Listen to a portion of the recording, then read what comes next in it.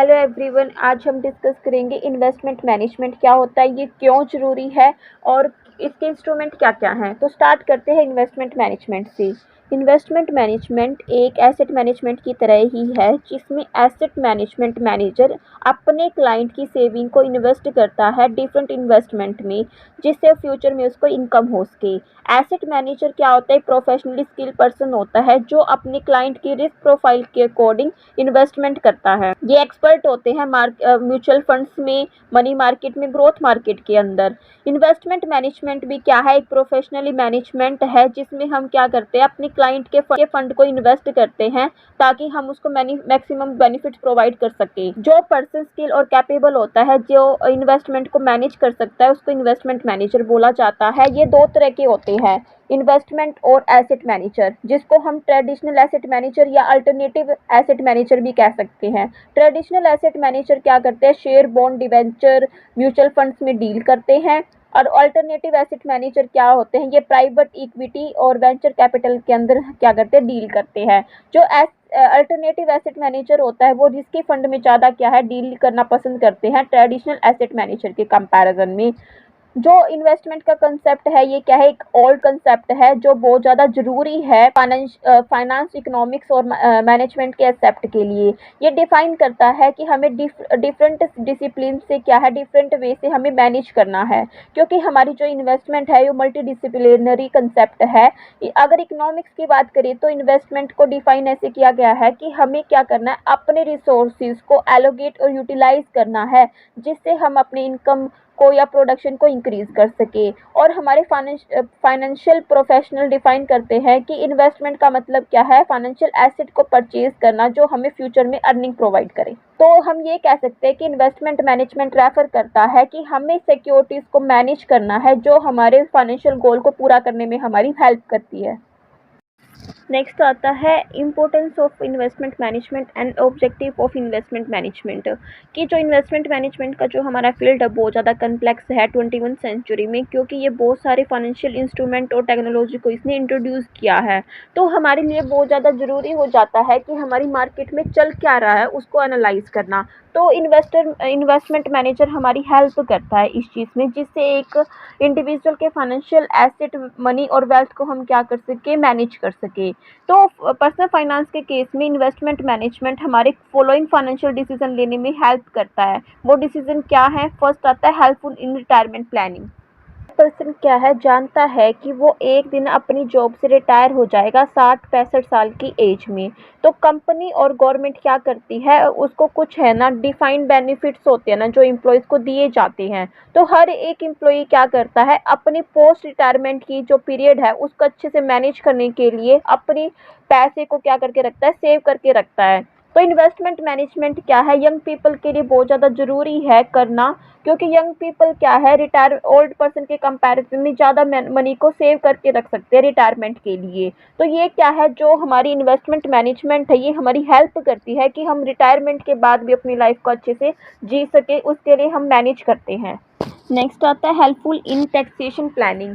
कि investment management हमारी help करती है टैक्स प्लानिंग में, क्योंकि टैक्स प्लानिंग का मतलब क्या होता है कि हम अपने टैक्स बर्डन को कम करना चाहते हैं।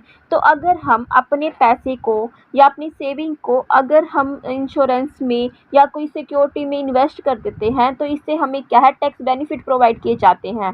तो इन्वेस्टमेंट मैनेजमेंट हमारी हेल्प करती है टैक्स बर्डन को कम करने में। Helping in creating second source of income. कि अनदर ऑब्जेक्टिव इन्वेस्टमेंट मैनेजमेंट का यही है कि ये हमारी इनकम का एक सेकंड सोर्स है ना, उसको क्रिएट करता है। जैसे मैंने एक है ना कोई रेंटल प्रॉपर्टी परचेज कर ली और मैं उसको रेंट पे दे देती हूँ, तो रेंट पे देती हूँ तो उससे मेरी इनकम आएगी, और हमारी जो प्रॉपर्टी के प्राइस है वो हमेशा बढ़ते ही रहते हैं, तो वहाँ से भी हमें क्या है, अर्निंग हो रही है। तो ये क्या है, ये हमारा अदर सोर्स क्रिएट करता है, जिससे हम क्या है अपनी इनकम को जनरेट कर सकते हैं।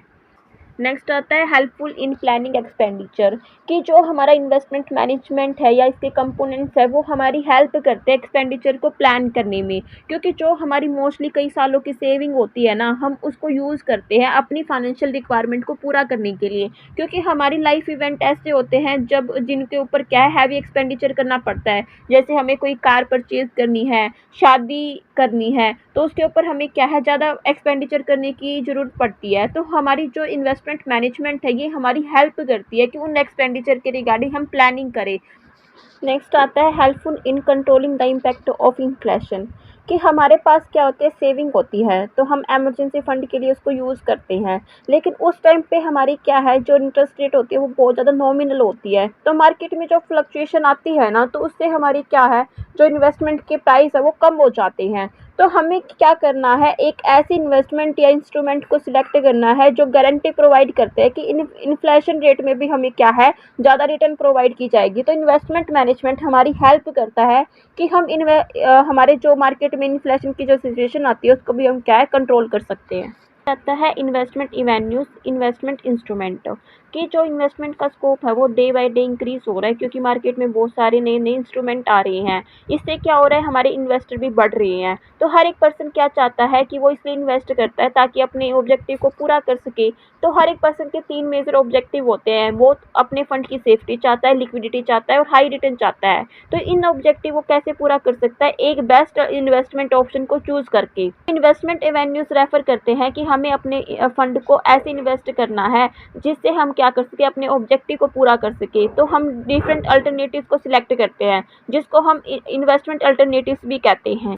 इन्वेस्टमेंट इवेन्यूज को 2 पार्ट्स में डिवाइड किया गया है। फर्स्ट आता है फिजिकल इन्वेस्टमेंट। फिजिकल इन्वेस्टमेंट वो इन्वेस्टमेंट होती है जहाँ पे हम टेंजिबल या कैपिटल गुड्स में इन्वेस्टमेंट करते हैं। ये बहुत ही रियल और हार्ड एसेट होती हैं, जैसे हमारा गोल्ड हो गया, हमारी ऑब्जेक्ट कमोडिटी हो गई, हमारी प्लांट एंड मशीनरी हो गया।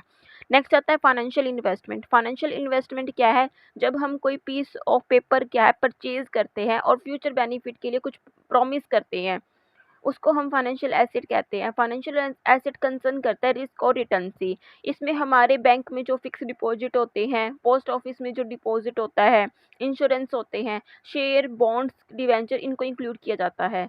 तो फर्स्ट क्या है, equity, stock, share and investment. Equity share क्या है, एक पेपर है जो रिप्रेजेंट करेगा कंपनी की टोटल कैपिटल के एक स्मॉल पार्ट को।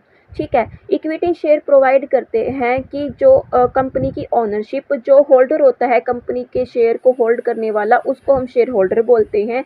इक्विटी शेयर होल्डर को जनरल मीटिंग में वोटिंग राइट होता है और वो एंटाइटल करता है कि उसको है ना डिक्लेयर क्या है, डिविडेंड मिलेगा। जो डिविडेंड होता है वो डिक्लेयर किया जाता है कि कंपनी जब सफिशिएंट अर्निंग कर लेती है तब इन्हें क्या है, डिविडेंड दिया जाता है, जो डिफर करता है सेलिंग प्राइस और बाइंग प्राइस से इक्विटी स्टॉक के। ठीक है, हम क्या कर सकते हैं, स्टॉक मार्केट में से किसी भी कंपनी का स्टॉक परचेज कर सकते हैं। नेक्स्ट आता है डेट इंस्ट्रूमेंट एंड इन्वेस्टमेंट। जो रिटेल इन्वेस्टर होते हैं वो क्या करते हैं, लॉन्ग टर्म इंस्ट्रूमेंट में पैसा लगाना पसंद करते हैं शॉर्ट टर्म डेट इंस्ट्रूमेंट के कंपैरिजन में। जो डेट इंस्ट्रूमेंट होते हैं वो क्या, इन्वेस्टमेंट इवेन्यूज है या इन्वेस्टमेंट का इंस्ट्रूमेंट है जो क्या है, फिक्स रिटर्न और इंटरेस्ट जनरेट करता है प्रिंसिपल अमाउंट पे, जो मैच्योरिटी डेट के बाद पे किया जाता है, जिसको हम फिक्स इन्वेस्टमेंट या फिक्स इनकम एसेट भी बोल सकते हैं। ठीक है, इनको हम क्या है, पेपर के थ्रू या इलेक्ट्रॉनिक फॉर्म में क्या कर सकते हैं, इशू कर सकते हैं। इसमें bonds, debenture, bill of exchange, promissory note, इसको इंक्लूड किया गया है। जो डेट इंस्ट्रूमेंट है उसको 2 पार्ट्स में क्लासीफाई किया गया है, शॉर्ट टर्म इन्वेस्टमेंट और लॉन्ग टर्म इन्वेस्टमेंट। जो शॉर्ट टर्म इन्वेस्टमेंट होती है वो क्या है, विद इन 1 ईयर के लिए होती है, जिसको हम मनी मार्केट भी कहते हैं। तो फर्स्ट क्या है, शॉर्ट टर्म इन्वेस्टमेंट व्हीकल। जो शॉर्ट टर्म इन्वेस्टमेंट व्हीकल हैं वो कौन से हैं, जो certificate of deposit, treasury bill, commercial paper. तो जो ये इंफॉर्मेशन होती है शॉर्ट टर्म इंस्ट्रूमेंट की, ये बहुत ज़्यादा ज़रूरी है इन्वेस्टर के लिए, ताकि वो क्या कर सके, शॉर्ट टर्म और लॉन्ग टर्म इंस्ट्रूमेंट के में कंपैरिजन कर सके। तो फर्स्ट आता है certificate of deposit. Certificate of deposit क्या है, बैंक द्वारा इशू किया जाता है स्पेसिफिक पीरियड के लिए। इसमें स्पेसिफिक इंटरेस्ट रेट मेंशन की जाती है। इनको हम क्या है, विड्रॉ नहीं कर सकते मैच्योरिटी डेट से पहले। अगर हम विड्रॉ करते हैं तो हमें क्या है, पेनल्टी पे करनी पड़ती है। नेक्स्ट आता है ट्रेजरी बिल। ट्रेजरी बिल क्या है, आरबीआई इशू करता है गवर्नमेंट के बिहाफ पे। इसका मैच्योरिटी पीरियड क्या है, 91 दिन से लेके 182 दिन तक रहता है और 182 से लेके 365 दिन तक रहता है। ये इशू किए जाते हैं डिस्काउंट पे, और जो डिस्काउंट प्राइस और नॉमिनल प्राइस होता है उसमें जो डिफरेंस आता है उसको हम रिटर्न बोलते हैं। ठीक है, इनको हम क्या है, रिस्क फ्री इस सिक्योरिटीज भी बोला जाता है। नेक्स्ट आता है कमर्शियल पेपर।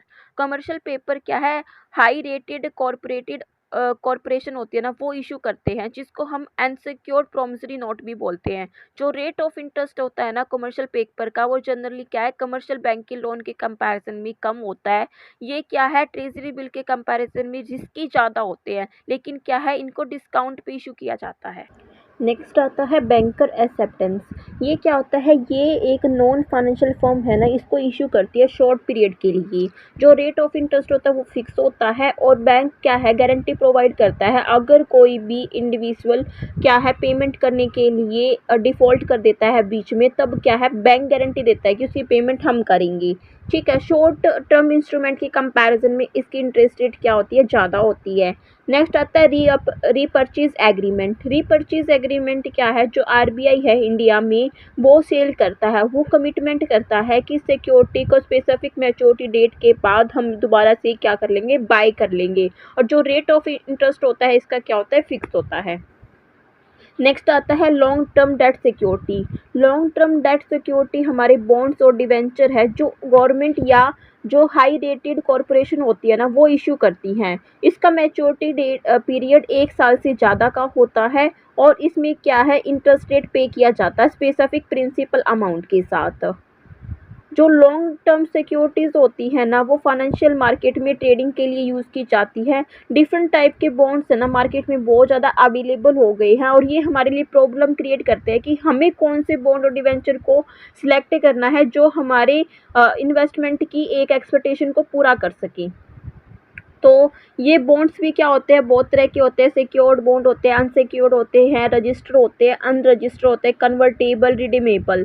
तो स्टार्ट करते हैं सिक्योर्ड बॉन्ड। जिन बॉन्ड के रिगार्डिंग हमें स्पेसिफिक चार्ज पे करना पड़ता है उसको हम सिक्योर्ड बॉन्ड कहते हैं। अगर कोई भी इन्वेस्टर या कोई भी पर्सन क्या करता है, डिफ़ॉल्ट कर देता है उस अमाउंट को पे करने में क्रेडिटर की, तब हम क्या है, इनको क्या कर सकते हैं, बेच के अपना पैसा वापस ले सकते हैं।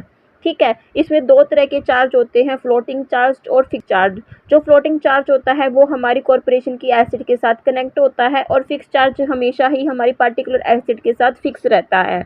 अदरवाइज जिस इंस्ट्रूमेंट के साथ चार्ज कैरी नहीं किया जाता उनको हम अनसिक्योर्ड बॉन्ड बोलते हैं। नेक्स्ट आता है रजिस्टर्ड बॉन्ड और डिवेंचर। रजिस्टर्ड बॉन्ड वो होते हैं जो कंपनी के जो रिकॉर्ड होते हैं उनके अंदर रजिस्टर करवाए जाते हैं।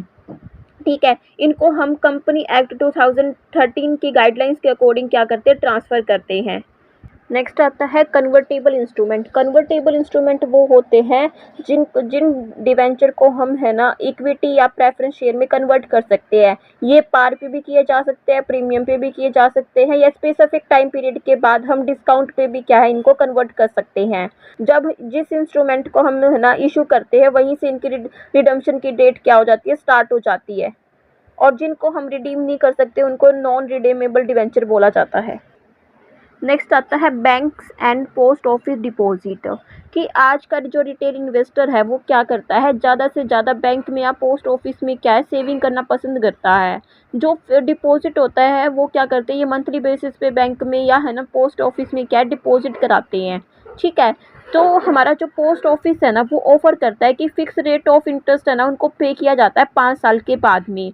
और जो रेट ऑफ इंटरेस्ट है वो क्या है, 3 महीने के अंदर 3 महीने के बाद वो चेंज होती है। तो बैंक ऑफ़र करता है आरडीआई के मिनिमम पीरियड 6 मंथ में हम क्या कर सकते हैं, इसको डिपॉजिट करा सकते हैं। और ये क्या है, 3 मंथ के मल्टीपल में क्या है, मैक्सिमम 10 ईयर के लिए क्या की जाती है, डिपॉजिट की जाती है। पोस्ट ऑफिस में हम क्या 10 रुपये तक डिपॉजिट करा सकते हैं, लेकिन हमारे बैंक में इसकी लिमिट 100 रुपये होती है। कि एसबीआई में इसकी 100 रुपये है, और आईसीआईसी बैंक में इसकी 500 रुपये लिमिट है। जिन इंस्ट्रूमेंट को हम कन्वर्ट नहीं कर सकते उनको हम नॉन कन्वर्टेबल इंस्ट्रूमेंट बोलते हैं। नेक्स्ट आता है रिडीमेबल डिवेंचर। रिडीमेबल डिवेंचर वो होते हैं जो स्पेसिफिक टाइम पीरियड के बाद रिडीम किए जाते हैं। तो जो डिपॉजिट हम पोस्ट ऑफिस में कराते हैं वो क्या है, हमें खुद जाके कराना पड़ता है, लेकिन बैंक में हम क्या है, ऑटोमेटिकली इसको क्या है, हमारे अकाउंट से डिडक्ट कर लिया जाता है। हम क्या कर सकते हैं, डिपॉजिट अमाउंट को हाफ होने के बाद हम विड्रॉ करा सकते हैं, लेकिन बैंक में ऐसा कुछ नहीं होता। अगर हम बैंक में इसको पहले विड्रॉ करते हैं तो हमें पेनल्टी पे करनी पड़ती है। जो postal fix deposit amount account है ये सिमिलर है जो बैंक का फिक्स डिपॉजिट अकाउंट होता है उसके। इसमें क्या होते हैं दोनों अकाउंट में क्या है हमें क्या लमसम अमाउंट पे करनी पड़ती है पार्टिकुलर पीरियड के लिए, और जो पोस्ट ऑफिस की लिमिट है वो 200 रुपये से स्टार्ट होती है और 200 के मल्टीपल में ये 1, 2, 3 या 5 सालों के लिए हम कराते हैं। जो कमर्शियल बैंक होते हैं उनकी मिनिमम फिक्स डिपॉजिट अमाउंट 10,000 रुपये होती है जो 15 दिन से लेके 10 साल तक हो सकती है। जिसका मतलब क्या है कि बैंक फिक्स डिपॉजिट को है ना एक मतलब कस्टमर को ज़्यादा फ्लेक्सिबिलिटी प्रोवाइड की जाती है। Gold investment. गोल्ड क्या है इंडियन इन्वेस्टर के लिए एक ओल्डेस्ट फॉर्म है इन्वेस्टमेंट का, जिसमें हम क्या है गोल्ड को परचेज करते हैं या ऑर्नामेंट कर परचेज कर लेते हैं। गोल्ड इंडियन इन्वेस्टर के लिए क्या है एक पैशन है जिसमें हम क्या है सिक्योरिटी पर्पज़ के लिए पैसा इन्वेस्ट करते हैं। लेकिन आज के टाइम में क्या है हम सिर्फ गोल्ड को ही परचेज नहीं कर सकते बल्कि अदर इन्वेस्टमेंट को भी क्या है परचेज कर सकते हैं गोल्ड मार्केट में से। जैसे कि हम क्या एक्सचेंज ट्रेडिंग फंड ले सकते हैं, गोल्ड म्यूचुअल फंड परचेज कर सकते हैं। जो हर क्या है गोल्ड इंस्ट्रूमेंट है ना हमारा उसके अलग बेनिफिट है अलग रिस्क है, लेकिन जो हमारी डिमांड है गोल्ड की वो क्या है इंडिया के अंदर कंटिन्यूसली इंक्रीज हो रही है। तो फर्स्ट आता है gold exchange traded fund and gold mutual fund. Gold exchange traded fund और म्यूचुअल फंड क्या है ये एक फिजिकल यूनिट है गोल्ड की जिसको हम क्या करते हैं पेपर फॉर्म में या इलेक्ट्रॉनिक फॉर्म में परचेज कर सकते हैं। ठीक है, ये डीमेट अकाउंट के थ्रू की जाती है। इससे हमें क्या है टैक्स बेनिफिट भी मिलता है और ये कॉस्ट इफेक्टिव होती है। इसके रिगार्डिंग हमें कोई भी चार्ज पे नहीं करना पड़ता, हम इजिली क्या इंटरनेशनल रेट पे इसको परचेज। तो गोल्ड म्यूचुअल फंड क्या है? तो gold mutual fund SIP based open ended fund है जो एक इंडिविजुअल इन्वेस्टर को अलाउ किया जाता है कि वो सेबी रजिस्ट्रेशन के थ्रू हम क्या है इन्वेस्ट कर सकते हैं। इसमें हमें कोई भी डीमेट अकाउंट की रिक्वायरमेंट नहीं होती। नेक्स्ट आता है ई गोल्ड। ई गोल्ड होता क्या है? ई गोल्ड का मतलब क्या है इलेक्ट्रॉनिक गोल्ड, जिसको एक इन्वेस्टर क्या इलेक्ट्रॉनिक फॉर्म में क्या है परचेज करता है नेशनल स्पॉट एक्सचेंज लिमिटेड से। इसमें डीमेट अकाउंट की रिक्वायरमेंट होती है ई गोल्ड की ट्रेडिंग के लिए। ये बहुत ज़्यादा सिंपली ट्रेडिंग होती है इसमें, और इसके बेनिफिट ये है कि हम इसको स्मॉल यूनिट्स में परचेज कर सकते हैं गोल्ड को। नेक्स्ट आता है investment in EPF, PPF and NPS. तो हर एक गवर्नमेंट एम्प्लॉय क्या करता है अपनी इन्वेस्टमेंट का रिकॉर्ड रखता है ईपीएफ में, पीपीएफ में, एनपीएस में। तो हर एक एम्प्लॉय क्या चाहता है कि वो अपने अकाउंट्स में कंट्रीब्यूशन को इंक्रीज करना चाहता है जिससे उसको टैक्स बेनिफिट मिले, हाई रिटर्न मिले। तो ये क्या है टैक्स को सेविंग स्कीम है ना, ये एक गवर्नमेंट एम्प्लॉय की हेल्प करती है जिससे वो अपने इन्वेस्टमेंट पोर्टफोलियो को बैलेंस क्रिएट कर सकता है। हर एक एम्प्लॉय क्या करता है डिफरेंट स्कीम के अंदर कंपैरिजन कर सकता है, वो उसको समझ सकता है जिससे वो इन्वेस्टमेंट डिसीजन ले सके। जो हमारे इन्वेस्टमेंट के एवेन्यूज है वो क्या है लॉन्ग टर्म होरिजन के ऊपर बेस करते हैं, उनके बेसिस पे ही हम इनको सिलेक्ट करते हैं। तो फर्स्ट आता है employees provident fund. Provident fund and miscellaneous provision act 1952 के अंदर एम्प्लॉइज प्रोविडेंट फंड आता है जो बहुत सारे मॉनेटरी बेनिफिट प्रोवाइड करता है एक सैलरीड एम्प्लॉइज को रिटायरमेंट के टाइम पे। इसमें एक एम्प्लॉय क्या है 20 या 20 से ज़्यादा एम्प्लॉइज को रजिस्टर करवा सकता है ईपीएफ फॉर्म में। इस स्कीम के अंदर एक एम्प्लॉय बहुत कंट्रीब्यूट करता है इस फंड में, और इसका इक्वल ही कंट्रीब्यूशन क्या है एक एम्प्लॉय को पे करना पड़ता है। हर एक एम्प्लॉय क्या है अपनी बेसिक सैलरी प्लस डीए का क्या है 12% तक इन्वेस्ट कर सकता है या कंट्रीब्यूट करता है। तो अगर कोई एम्प्लॉय 12% से ज़्यादा कंट्रीब्यूट करता है तो उसको क्या है वॉलंटरी प्रोविडेंट फंड के अंदर काउंट किया जाता है। 3.67% कंट्रीब्यूशन क्या है एक एम्प्लॉइज का प्रोविडेंट फंड में जाता है, जो रिमेनिंग रह जाता है उसका वो पेंशन फंड में जाता है। नेक्स्ट आता है public provident fund. Public provident fund क्या है एक गवर्नमेंट की स्कीम है जिसमें सिर्फ इंडियन सिटीजन ही क्या करते हैं इन्वेस्ट करते हैं। अगर हम पब्लिक प्रोविडेंट फंड में इन्वेस्टमेंट करते हैं तो अकॉर्डिंग टू सेक्शन 80C के अकॉर्डिंग हमें टैक्स बेनिफिट मिलता है। ठीक है, हम किसी भी कमर्शियल बैंक में क्या है पीपीएफ अकाउंट ओपन करवा सकते हैं। आता है national pension scheme. National pension scheme क्या है? ये एक पेंशन कम इन्वेस्टमेंट स्कीम है जिसको हम पहले नेशनल पेंशन स्कीम कहते थे। जो गवर्नमेंट ऑफ इंडिया है उसने 1 जनवरी 2005 को इसको लॉन्च किया था। इसमें क्या है 18 से 60 साल के लोग क्या है इंडियन सिटीजन इस पेंशन स्कीम में क्या है अपना अकाउंट ओपन करवा सकते थे। ये क्या करती है लॉन्ग टर्म सेविंग इंस्ट्रूमेंट है जो हमारी रिटायरमेंट प्लानिंग के लिए भी बहुत ज़्यादा यूजफुल है। ठीक है, इसको क्या है pension fund regulatory and development authority क्या करती है रेगुलेट करती है।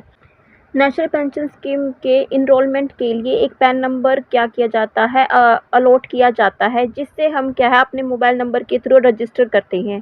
ठीक है, तो इसमें क्या किया जाता है, जो एनएसपी है वो क्या है कंट्रीब्यूट कर सकता है 4 इन्वेस्टमेंट कैटेगरीज में, जैसे कि इक्विटी में, कॉर्पोरेट बॉन्ड में, गवर्नमेंट बॉन्ड में और कॉम्बिनेशंस में। हमारी कंट्री में 8 पेंशन फंड हैं जो क्या किए जाते हैं, एट प्रेजेंट मैनेज किए जाते हैं। Aditya Birla Sun Life, HDFC pension management company, UTI retirement solution, SBI pension fund, ICICI pension fund, Reliance pension fund, Kotak Mahindra pension fund और एलआईसी पेंशन फंड। नेक्स्ट आता है म्यूचुअल फंड। जैसे कि नाम सजेस्ट करता है, म्यूचुअल इन्वेस्टमेंट क्या है, एक एसेट मैनेजमेंट कंपनी मैनेज करती है, क्योंकि हमारे इन्वेस्टर के पास ना तो नॉलेज होती है, ना ही उसके पास इतना टाइम होता है। तो म्यूचुअल फंड इन्वेस्टमेंट है ना, एक इन्वेस्टर के लिए की जाती है ताकि वो अपने फंड को क्या कर सके, बहुत सारी सिक्योरिटीज में इन्वेस्ट कर सके, जिससे इन्वेस्टर की वेल्थ को क्या हो, इंक्रीमेंट हो। तो एसेट मैनेजमेंट कंपनी इस सर्विस के बदले में क्या है, इन्वेस्टर से फीस चार्ज करती है। नेक्स्ट आता है रियल एस्टेट। रियल एस्टेट क्या है, ये एक लॉन्ग टर्म इन्वेस्टमेंट का इंस्ट्रूमेंट है जो high risk high return provide करता है। इसमें लिक्विडिटी हमारी कम होती है, लेकिन रियल एस्टेट इन्वेस्टर हमेशा ये सोचते हैं कि हमें रियल एस्टेट में ही इन्वेस्टमेंट करनी है, जो हमें बहुत ज़्यादा एडवांटेज देगी, क्योंकि ये इससे हमारा कैपिटल एप्रिसिएशन भी होता है, रेंटल इनकम भी इंक्रीज होती है, जो हमारी एसेट है उनके प्राइस भी हमेशा क्या होते हैं, इंक्रीज होते हैं। जो रियल एस्टेट इन्वेस्टर है वो हमारे क्या है, फर्स्ट चॉइस होती है हर एक इंडियन की, कि वो क्या करे, रियल एस्टेट में पैसा इन्वेस्ट करे। लेकिन कुछ सालों से क्या हो रहा है, इसका जो ट्रेंड है वो डिक्लाइनिंग स्टेज में आ गया है, जिससे हमारे रियल एस्टेट इन्वेस्टर क्या है, डिसअपॉइंट हो गई हैं। Real estate investment residential house, commercial property, agriculture land और सब अर्बन लैंड के लिए की जाती है।